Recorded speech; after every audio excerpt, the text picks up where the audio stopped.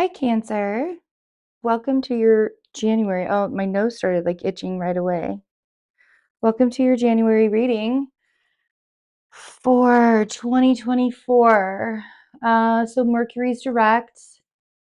We had that Cancer full moon at the end of the year, and it really did have a lot of endings.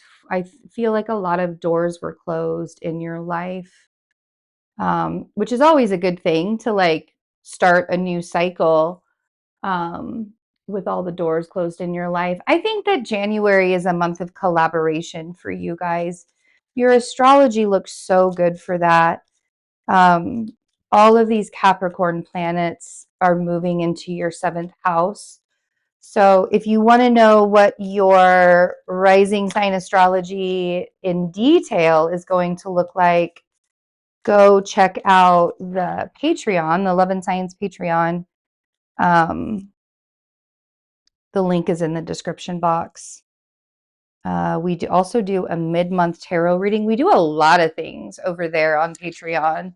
I can't even list them all because we do a whole bunch of stuff over there. So check it out when you get a chance. Let's get one or two more cards. But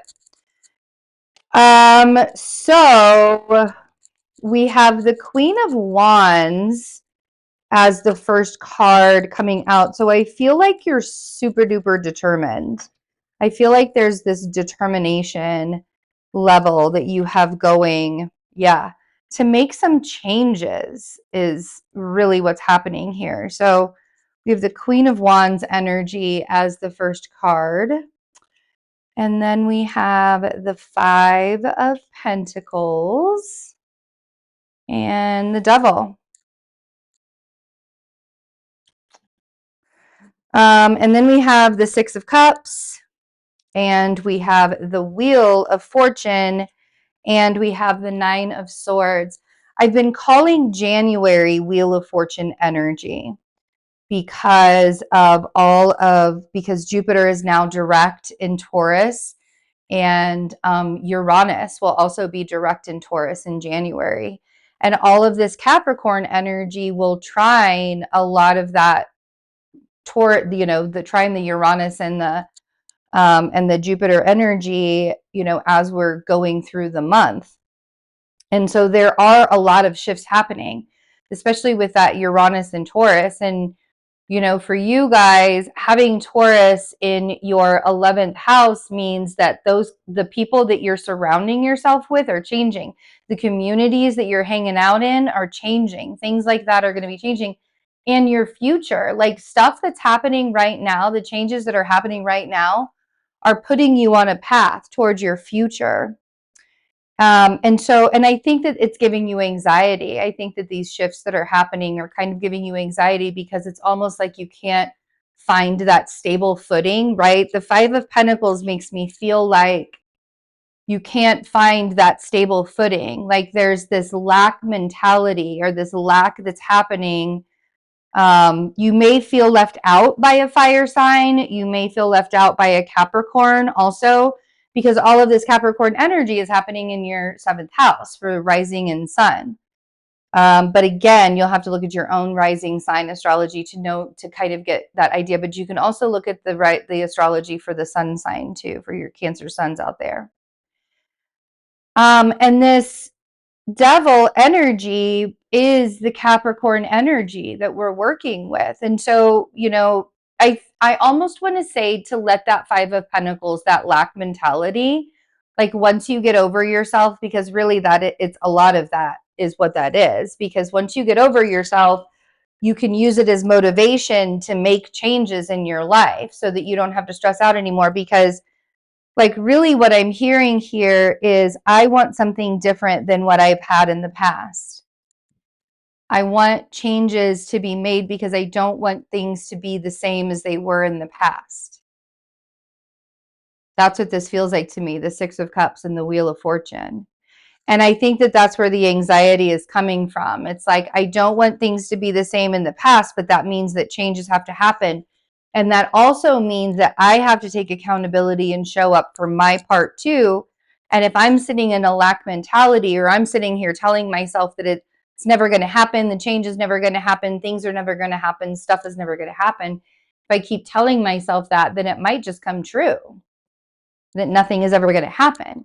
But that's where your anxiety lies. Your anxiety lies not in that something needs to be changed. It's what happens afterwards. What happens after the change, right? What happens after the shift? So let's take a look at this Queen of Wands energy. 5 of Pentacles. Ooh, yeah. And part of this is in like having different, for you, having different money behaviors and patterns, I think, in some ways. And I think all of us have to really learn that. And I think more than anything, the fight that you have, it could be with yourself, but it's almost as if it's being it's like a catalyst to argue with other people too. And it's the heaviness and it's the weight, and it's like, so you have this determination and you have this fight and you have this ambition, but the 5 of Wands is tense.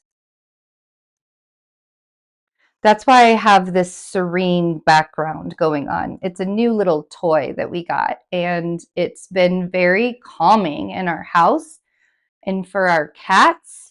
And so I thought, let's do this for the readings for January, because of this energy right here.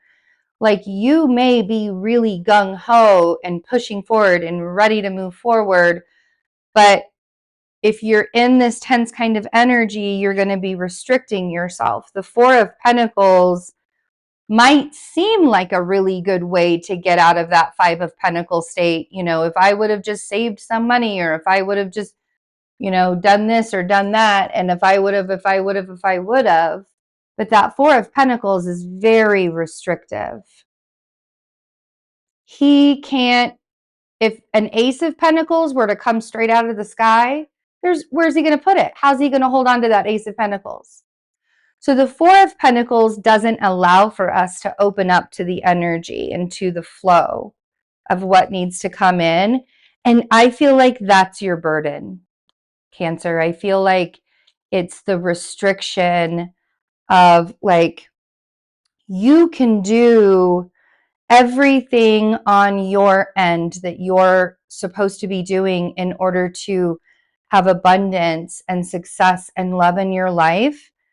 But if you are constantly holding your energy and feeling like you've got the weight of the world on your shoulders, and you are constantly carrying it up that hill, and it's always, always, always a really long battle, especially for those of you that are more ruled by Saturn. This Virgo is more ruled by Saturn than anything else.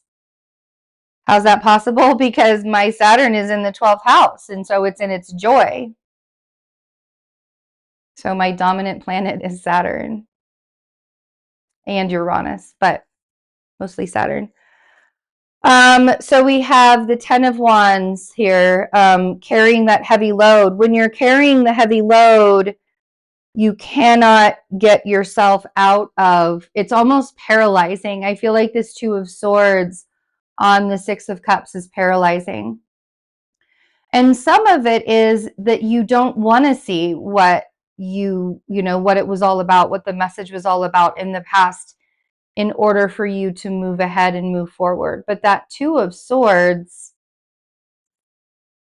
it's blindfolded, right? You're blindfolded in the 2 of Swords. So it's not even like, you don't even want to see. It's paralyzing. So then we get to the shift. We get to the Wheel of Fortune, but I can see where the anxiety is coming from. And I can see where the heavy weight is coming from. And I can see where the restriction is coming from. And a lot of that is just in allowing yourself to be like, okay, I can't control any of this.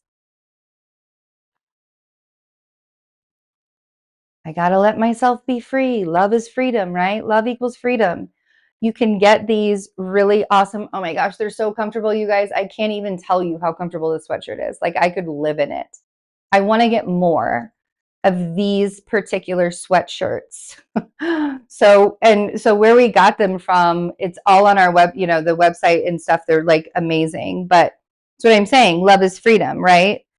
So when it comes time for that shift to happen, you will be very definitive in your answers, in the answers that what you need for that shift.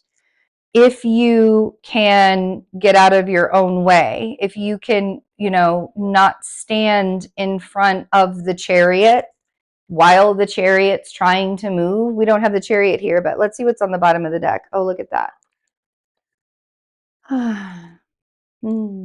Eight of Swords is another blindfolded card with swords, right? Two of Swords, Eight of Swords, blindfolded, right? The Eight of Swords is a self-imposed imprisonment of the mind. It's the overthinking. And what's making you extra emotional is the overthinking. We have the Knight of Wands with the Queen of Swords. You don't know what to do about that air sign either. I feel like there's an air sign that's around you. And I feel like you're sort of like, I don't really know what to do about this person. I'm not sure what to do about this person. And I think it's adding some extra anxiety to you. A good friend of mine, you know, this is a really great reminder for all of us, but a good friend of mine told me that, or reminded me and said these words: you cannot find peace within unless your environment is peaceful, unless you find peace in your environment, unless the people around you are helping you and helping you grow and loving on you and not trying to harm you. You will not be able to find peace within. So anybody that you question what kind of value they have in your life, now is the time to let yourself be like, you know, I don't have the extra energy to sit here and vacillate about a person in my life, being in my life. And that might be that shift you need. There's a very, very, very real shift that's happening here. And it's about you making a different choice, Cancer. It's about you making a different choice to surrender and see things more clear. To surrender to the fact that, like, you don't know why the money things are the way they are right now. You know, maybe you have to pivot. Maybe there's something, you know, that you have to be willing to do in order to see a different way. But if you are continuing to restrict yourself and make yourself feel like you're less than who you are, the clarity is just going to be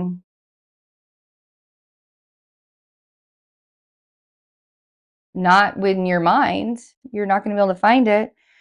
We have the Sun at the bottom of the deck under the under the Eight of Swords. We have the Sun, we have the Nine of Wands, and we have the Ace of Swords. There will be clarity. There will be answers.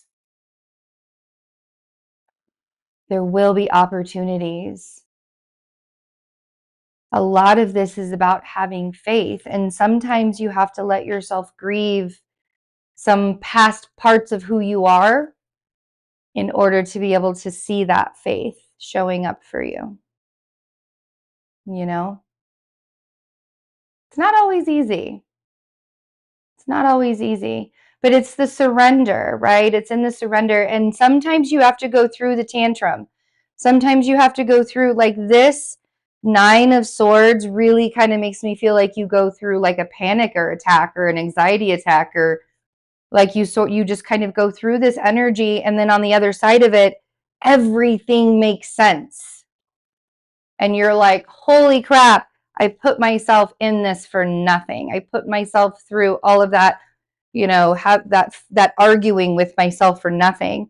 And the thing is it's not for nothing. It made you wiser. Ace of Swords, it made you wiser. It allowed you to make judgments that are for your best and highest good. That's what going through that anxiety was there for. That's what that challenge was there for. So remember that as you're going through these, that the answers are coming. The answers are here for you. Okay. I love you guys. Have a wonderful January. My calendar is open for February. Would love to get that filled up. So take really good care of yourselves. I hope everybody's doing well. And I'll see you soon. Bye.